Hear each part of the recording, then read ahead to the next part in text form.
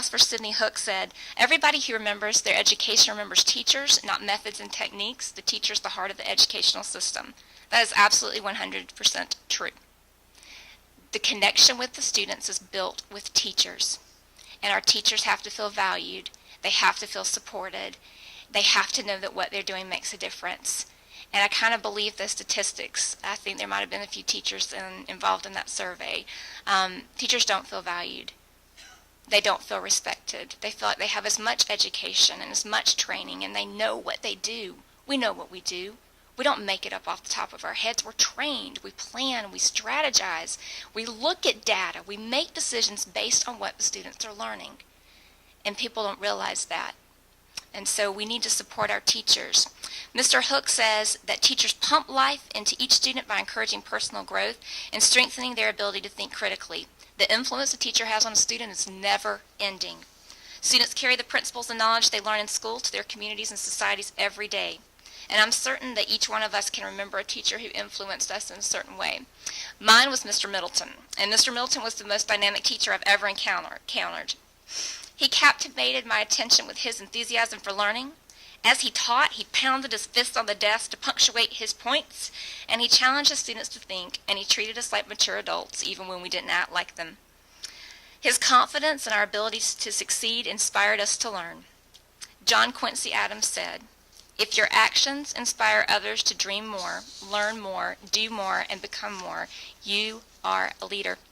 Teachers like Mr. Middleton are more than leaders. They are role models for our students who support our academic and professional growth in lasting ways, and they inspire us to see the world beyond the classroom windows. So finally, this is what I know about our school district and community. So listen up, because I want you to take this out to your neighbors and friends. I know that our community is blessed to have many more educational and cultural opportunities than the majority of communities in our state. Don't you forget that. I did not grow up here, and I have traveled and I have started to see our state. We are indeed blessed. I know that our school district does indeed set learning and teacher quality as a priority. Those budget decisions that were made to cut were excruciating. I saw Dr. Fisher after she made decisions to cut some of our teaching staff in our programs. Excruciating. They protected our excess teachers, the ones who were bumped from schools. They found each of them a job. Straight up 85, down 85, not so. Not so. They can't afford to pay substitutes. When a person has to be out for illness of a child, I missed 11 days this year for ear infections with my son. If a teacher had to do that in our counterparts, they split the classes. So then a teacher has 40-something students until the teacher returns. Our district has protected us. They are fiscally responsible. That was actually my next point, that our community is a leader in the state, not only in innovative teaching strategies and technology, but fiscal management. Do you know what's going on in our state? You have a smart financial team at your district office, and you need to know that, and our community needs to know that. I know that our community supports education through community volunteer efforts, business partnerships, and relationships. I just have a tongue tied today. Relationships with our institutes of higher education. The opinion of higher education was remarkable. We need to have the same opinion of what's going on in K-12 education. I know that Greenville County Schools, all right, take note of this, this is impressive, boast the South Carolina Superintendent of the Year, the South Carolina Secondary Schools Principal of the Year, the South Carolina Teacher of the Year, the South Carolina Media Center Specialist of the Year, and the South Carolina School Nurse of the Year. Did you know that? That's impressive. There are 84 school districts in our state. All of that in your county. I know that we graduated over 4,000 seniors who received nearly $90 million in scholarship this past year, 2 National Merit Scholars and 7 Robert C. Byrd scholarships. That's impressive. There are 4 young people that sat at the table at the Salute to Education banquet with me who had perfect scores on either their SAT or their ACT. That is what Greenville County Schools does. Do you know that South Carolina, we are not a C- state. We get a terrible rap in the nation. The reason we get that rap is because we set some of the highest academic standards and rigorous graduation requirements in the nation. We have those standards. We have to raise our students to those standards. We have the third most highest qualified teaching staff in the nation based on the training that we offer our teachers. We have an organization in our state that I have the opportunity to do a residency with this coming year that is modeled throughout the nation. 27 states have picked up our teacher cadet program.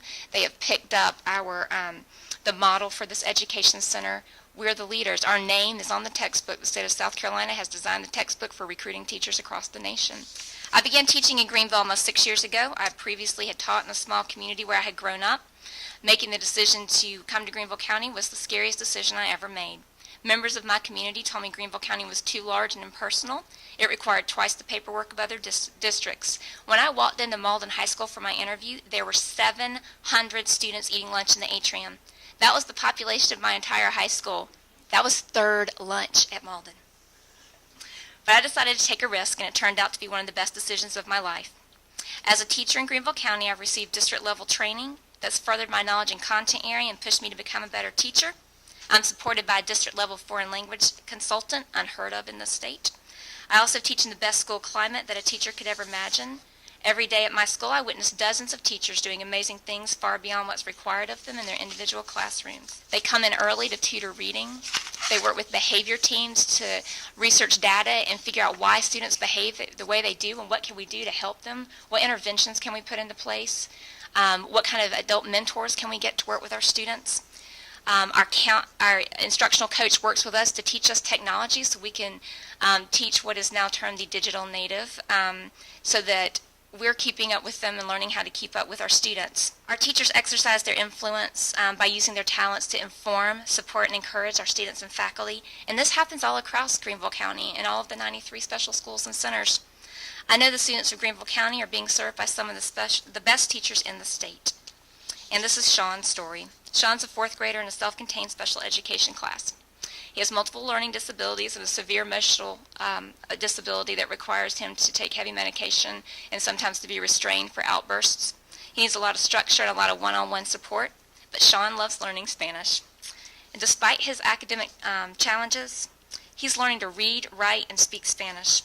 He frequently outscores his mainstream peers in the Spanish language on assessments. And last year, he spent every Thursday morning before school, starting at 7:15, in my office with me, reading Spanish books, authentic children's books in Spanish. He's a student in Greenville County Schools, and his district believes that the diversity of academic programming and innovative thinking will make a difference in a child's life. So he receives 5 days of immersion instruction in Spanish at his International Baccalaureate Primary Years Program School. It's the type of education that our students receive in Greenville County, and it's the building block for lifelong learning. A Swiss philosopher writes, "Every life is a profession of faith and exercises an inevitable and silent influence. There's no better time than the present for each of us to harness the power of our influence and be the voice of positive change in climate and culture of our community. So tell your neighbors, your friends, and your coworkers what you've heard and how blessed they are to live here. I know that my family enjoys a culture of learning in Greenville through its parks, its theaters, its libraries, and I know that I look forward to the day that my 2 children can participate in the academic and enrichment programs offered by Greenville County Schools. It's my privilege and honor to represent Greenville County to the rest of our beautiful state this year, and I thank you so much for your kind attention today."